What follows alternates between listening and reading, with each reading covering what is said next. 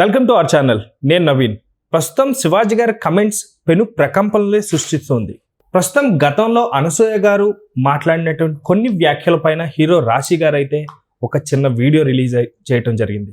అయితే కంప్లీట్గా ఆ వీడియో మొత్తం కూడా అనసూయ గారిని ఏకి పారేసే విషయమే మనకి తేట తెల్లంగా కనిపిస్తుంది. ఆ టాపిక్ గురించి మనతో మాట్లాడడానికి సినీ అనలిస్ట్ శ్రవణ్ గారు ఉన్నారు. సార్తో మాట్లాడదాం. నమస్తే అండి. నమస్తే అండి. గతంలో జరిగినటువంటి అనసూయ గారు మాట్లాడిన దొర్లిన ఇప్పుడు ఏదైతే రాద్ధాంతం చేస్తున్నారో అప్పుడు దొర్లిందో కావాలని దొర్లించారో టాపిక్ రాశి గారు ఆ వీడియో పైన ఏదైతే అసభ్యకరంగా రాశి గారు ఫలాల గురించి మాట్లాడుతున్నారా అన్న ఆ వ్యాఖ్యలకు సంబంధించి రాశి గారు ఒక వీడియో రిలీజ్ చేశారు. అయితే ఆ వీడియో మొత్తం కూడా చాలా డీటెయిల్స్ ఉన్నాయి, అనసూయ గారిని ఏకిపారేస్తూ కూడా. ఇప్పుడు ఆ వైరల్ అవుతున్న వీడియో గురించి మీరేమంటారు? శివాజీ గారు ఆ రోజు వ్యాఖ్య చేసిన నాటి నుంచి నేను ఒకటే స్టాండ్ మీద ఉన్నాను. శివాజీ గారు కొంచెం మంచి పద్ధతి ఏంటి, మంచి నడవడిక ఏంటి, మంచి అభిప్రాయం ఎలా వస్తుంది అనే దానికి చెప్పడానికి తాను ఒక ప్రయత్నం చేశాడు. అంతవరకు నేను యాక్సెప్ట్ చేస్తాను, స్వాగతిస్తాను, మద్దతిస్తాను. ఆయన ఆ సందర్భంగా ఉపయోగించిన పదాలలో 2 అబ్జెక్టబుల్ ఉన్నాయి. దానికి ఆయన రిగ్రెట్ అయ్యి క్షమాపణలు అడిగాడు. చివరికి మహిళా కమిషన్ ఎదుట సంజాషి కూడా ఇచ్చాడు. సో ఇప్పుడు శివాజీ గారు ఆ మాటల గురించి మనం చర్చించాల్సిన అవసరం లేదు. బట్ ఆయన చెప్పేటువంటి సందేశాన్ని మనం విలువ ఇవ్వాలి.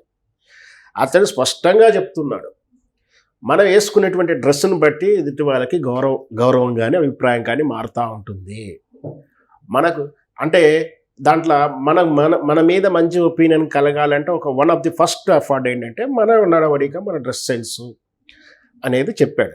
అంత మాత్రాన డ్రెస్సులు బాగలేకపోతే రేపులు జరగవా, డ్రెస్సులు బాగుంటేనే రేపులు జరుగుతాయా, ఫ్యాషన్ డ్రెస్సులు వేసుకుంటే రేపులు జరుగుతాయా, చిన్నపిల్లలు కూడా 6 ఏళ్ల పాపను కూడా రేపు చేశారు కదా అని వితండవాద మూర్ఖవాదన చేస్తూ కొందరు మేము సంఘోద్ధరకులమని ముందుకు వచ్చారు. కొందరు వాళ్ళ సంఘాన్ని ఉద్ధరిస్తున్నట్టుగా వాళ్ళు సెల్ఫ్ డిక్లేర్డ్ మేధావులు అని చెప్తుంటారు. వాళ్ళు ఫెమినిస్ట్ అని పేరు పెట్టుకుంటారా, ఉమనిస్ట్ అని పెట్టుకుంటారా, ఏ ఇష్టాన్ని పేరు పెట్టుకున్నా అక్కర్లేదు మనకు. అక్కడ ఆయన చెప్పింది ఏమిటి? ఇప్పుడు స్పష్టంగా మళ్ళీ అదే చెప్తాను.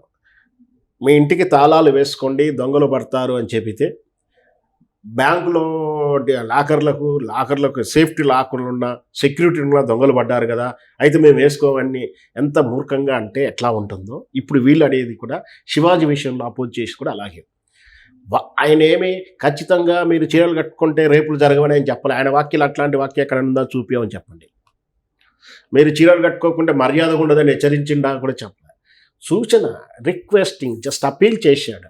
అమ్మ నిన్నగాక మనం చూసాం కదా ఎంత ఇబ్బంది పడ్డామో, మీకు మీరుగా ఎందుకు ఇబ్బంది పడతారు, గౌరవం మారుతుంది, మీరు గౌరవప్రదంగా మీ మీద మంచి ఒపీనియన్ కలగాలంటే చీర కట్టుకుంటే పద్ధతిగా ఉంటుంది, నలుగురిలో వచ్చినప్పుడు ఎందుకు అని మాత్రమే చెప్పినా అది మీ ఇష్టం. ఎలా ఉండాలి, ఏం ఉండకూడదు అనేది వ్యక్తిగత అభిప్రాయం అయినప్పటికీ దాన్ని విపరీత అర్థాలు తీసి తగుదనమ్మా అంటూ ఒక ఆవిడ ముందుకొచ్చేసి రెచ్చగొడుతూ చూశాం కదా సోషల్ మీడియాలో కానీ ఎక్కడ కానీ ఏ విధంగా ఆమెను తిడుతూ ఉన్నారు. లాస్ట్కి ఒక డిబేట్లో నేను ఏమడిగారు కూడా తెలిసింది కదా, సమాన హక్కులు అంటే దానికి కూడా కొన్ని అర్థాలు ఉన్నాయండి. పురుషుడు స్వేచ్ఛగా బయట యూరినల్కి వెళ్ళినంతగా స్త్రీ వెళ్ళలేదు. సో పురుషుడు చెప్పినంత ఇబ్బందులు స్త్రీ చెప్పలేదు. ఇంకా సిగ్గు, బిడియం లాంటివి ఉంటాయి, కొన్ని వ్యత్యాసాలు ఉన్నాయి.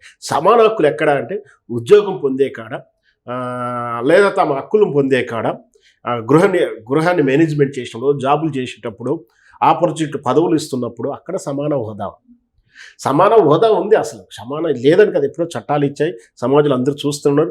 ఇంకా కొన్ని కుటుంబాలలో కొంచెం ఆ కాస్త ఎక్కువనే ఉందని చెప్పాలి. మీరు ఒక ఈ విషయం ఏంటంటే స్పష్టంగా మనం ఒక మైక్ తీసుకొని ఊరికి వెళ్దాం, ఒక 10 ఇంటికి వెళ్దాం. ఇంటికి కొత్త కోడలు వచ్చినాక సంసారం మెరుగుపడిందని వాళ్ళు చెప్తారా, కొత్త కోడలు చేద్దాం ఉమ్మడి కుటుంబం కుండలు బలిగా వాళ్ళు చెప్తారా చూద్దాం. అక్కడ పాత్ర ఎవరుంది? మళ్ళీ మహిళదే వస్తుంది కదా.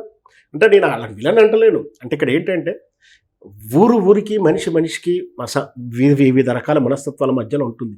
ఆ సిచ్యువేషన్ తగ్గట్టుకి ఎవరు ఎక్కువ, ఎవరు తక్కువ, ఎవరు మంచి వాళ్ళు, ఎవరు చెడ్డు వాళ్ళు, ఏది మంచి ఏది చెడు అని విచక్షణతో తెలుసుకోవాల్సిందే. మూర్ఖంగా అన్నిటికీ ఒకేలా సూత్రం పెట్టేసి శివాజీని అంటేస్తే నేను ఫేమస్ అవుతానేమో, లేదా నేను అది గొప్ప మైలేజ్ తెచ్చుకుందామని, లేదా ఆమె వేస్తున్నటువంటి వస్త్రాధారణకు అందరూ అబ్జెక్ట్ చెప్తుంటే ఇది సబ్జెక్టు ఇలాగే వేసుకోవాలి, దీనికి లైసెన్స్ ఇప్పిద్దామనే ప్రయత్నం ఏమైనా చేస్తున్నారో మనకు తెలియదు. కానీ ఇప్పుడు ఒకడు దొంగతనాలు చేస్తుంటాడు, వాడు ఏం చెప్తాడు, వాడు నలుగురిలో కూర్చున్నప్పుడు ఏం చెప్తాడు, దొంగతనం చేసిన తప్పు లేదురా అని చెప్పుకుంటుంటాడు, ఎందుకంటే వాడు దొంగతనాలు చేస్తుంటాడు కాబట్టి. ఇప్పుడు నువ్వు ఇప్పుకొని తిరగటోళ్ళు తప్పు లేదు, అది మా ఇష్టపూర్తిగా తిరుగుతామంటే మీ ఇష్టం అది. కానీ చట్టాలు, సమాజం ఏదైతే ఇండికేట్ చేస్తుందో, భారత చట్టాలు ఏదైనా చెప్తుందో, ఇతరులను అసభ్యకరంగా ప్రొవోక్ చేసేలా ఉంటే ఆ డ్రెస్సులు అబ్జెక్టబుల్, బాడీ షేమ్ చేయకూడదు. ఇన్ని చెప్తున్నప్పుడు ఇట్లా చెప్తున్న ఒక సదరు వ్యక్తి మీద రాశి గారు, మన హీరోయిన్ నిన్నటి దాకా హీరోయిన్గా చేసి ఇప్పుడు క్యారెక్టర్లు కూడా చేస్తూ ఉంది, మంచి క్యారెక్టర్లు చేస్తుంది. రాశి జడ్జిగా వ్యవహరిస్తుంటుంది, చీఫ్ గెస్ట్గా వస్తుంటుంది, రకరకాల కార్యక్రమాలలో కనిపిస్తూ ఉంది, షోలలో కనిపిస్తుంది. ఆమె హీరోయిన్ ఉన్నప్పుడు వెలుగుతున్నప్పుడే ఆమె పెళ్లి చేసేసుకొని వైవాహ జీవితంలో ఆమె లీనమైపోతూ సినిమాలకు దూరం అయిపోయింది, తగ్గించుకుందని చెప్పొచ్చు. పూర్తిగా రిటైర్మెంట్ కానీ సినిమాలు చేయనని చెప్పలేదు, ఆ తర్వాత చేస్తుంది. కానీ ఆమె ఆవేదపడినటువంటి, మనసు బాధపడే విషయాన్ని స్పష్టంగా చెప్తుంది ఆ వీడియోలో. తను ఒక వీడియో రిలీజ్ చేసింది రాశి గారు, అది చూశాను. ఏదో ఇప్పుడు తగుదనమ్మా అంటూ ముందుకొచ్చేసి ఏదో నేను స్త్రీల పట్ల ఏదో మాట్లాడతాను, స్త్రీలు ఇలా ఉండాలి అని చెప్తున్నటువంటి ఆమె గురించే చెప్పింది ఆయన. మీరు పలానా షోలో నన్ను ఈ విధంగా ఇబ్బంది పెట్టారు, మీరు ఒక స్త్రీ అయి ఉండి అట్లా చేయడం ఎంతవరకు కరెక్టు? అయితే ఈ విషయంలో లీగల్కి వెళ్దాం అనుకున్నా కూడా వద్దులే అని అనుకోవడం ఒకటి, ఆ సంస్థ మీద ఉన్న గౌరవంతో వీళ్ళు నేను వెనక్కి వెళ్ళాను అన్నట్టు కూడా చెప్పుకొస్తూ ఉంది. నిజంగా ఆ షోలో మాత్రం పూర్తిగా బాడీ షేమింగ్, బూతులే. ఒక జేబులో 2 చేతులు, ప్యాంట్ జేబులో 2 చేతులు పెట్టేసుకుంటే కౌంట్ చేస్తే ఎన్నొచ్చాయని చెప్పి క్లికా జోక్ వేస్తుంటే ఆనందంగా కేరింతలు కొడుతూ మెలికలు తిరుగుతూ చూస్తూ చేసిన యాంకరు మరి ఆ రోజు ఆ స్త్రీల ముందు ఇట్లాంటి జోకులు ఎందుకు వేస్తావరా అని ప్రశ్నించలే. కానీ ఆనాటి పేమెంట్ తీసుకుని ఎంజాయ్ చేసుకుని వెళ్ళిపోయింది. అంటే డబ్బులు ఇస్తే బూతులైనా పాట మాట్లాడతారు, బూతులైనా వింటారు, ఎట్లా తిట్టినా భరిస్తారు, బాడీ షేమింగ్ చేసినా భరిస్తారు. మనం చూసాం ఆ షోలో ఎన్ని రకాల బాడీ షేమింగ్స్ ఉంటాయో. ఎన్ని రకాలంటే ఏనుగంటారు, గుండెనుగంటారు, మనమే చెప్పడానికి సిగ్గుగా ఉంది, జంతువులతో పోలుస్తారు, పందులతో పోలుస్తారు, అరుపులు పెడతారు వాళ్ళు మాట్లాడుతుంటున్నాం వస్తుంటున్నాం. బాడీ షేమింగ్ అంటున్నారా? ఫుల్ బాడీ షేమింగ్, ప్రతి ఆర్టిస్ట్ బాడీ షేమింగ్ చేస్తారు. మరి అది వాళ్ళ ఇష్టం. అంటే పడేటోళ్ళు పడ్డప్పుడు మనం ఏం చేయలేం. కానీ దాన్ని ఒక ప్లాట్ఫామ్ మీద వీడియో షోగా చేసి జనాల్లో వదిలితే రేపు పొద్దున వచ్చే భవిష్యత్ తరాలు ఏమనుకోవాలి? Body shaming is not shaming అనుకుంటాడు. అంటే బాడీని మనం నన్నా కూడా తప్పలేదేమో, అందరూ చూస్తున్నారు కదా అనుకొని మనం చూస్తుంటాం. ఆ బూతులు వచ్చేసి ఇప్పుడు నిజ జీవితంలో చిన్న పిల్లలు కూడా బూతులు మాట్లాడుతూ ఉన్నారు, అంటే తప్పు కాదనుకుంటున్నారు వాళ్ళు. సో ఇట్లా జరుగుతున్నప్పుడు రాశి గారు బాధపడడం, ఆ బాడీ షేమింగ్ చేయడం, ఆ పదాలు వినడం చాలా బాధ అనిపించింది. ఆయన అనుకుంటూ తాను చెప్పదలుచుకుంది ఏదో చిన్నగా చెప్పింది. నాకైతే ఆ సదరు ఏదైతే ఆ యాంకరు ఉందో, ఆమెను ఏదైతే కోడి చేసిందో, ఏదైతే ఇప్పుడు నేను సంగోద్ధరకురా అని చెప్పి ముందుకు వస్తున్నటువంటి యాంకర్ అయితే ఉన్నారో, ఆమెకు మోపుడు గడ్డి పెట్టినట్టుగైతే నాకు అర్థమవుతుంది. కావలసినైతే గడ్డి పెట్టింది.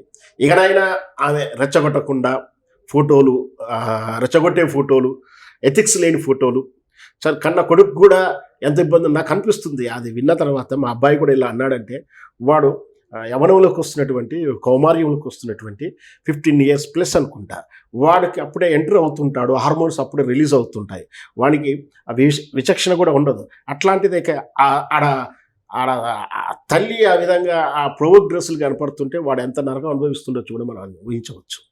అంటే అట్లా ఉంటుంది. దాన్ని కూడా అర్థం చేసుకునేటటువంటి మూర్ఖత్వం, అజ్ఞానం ఇవన్నీ వెలబోసి నేను స్త్రీ జాతికి ఉద్ధరిస్తున్నాను చెప్పేటువంటి ప్రయత్నం ఏదైతే ఉందో నిజంగా అది ఖండించాల్సిందే కాదు. ఇట్లా రాశి లాంటి వాళ్ళు వచ్చి మోపుడు పెడితే కానీ వాళ్ళకు సరిపోతుందనేది నా ఉద్దేశం. Thank you sir, thank you so much అండి.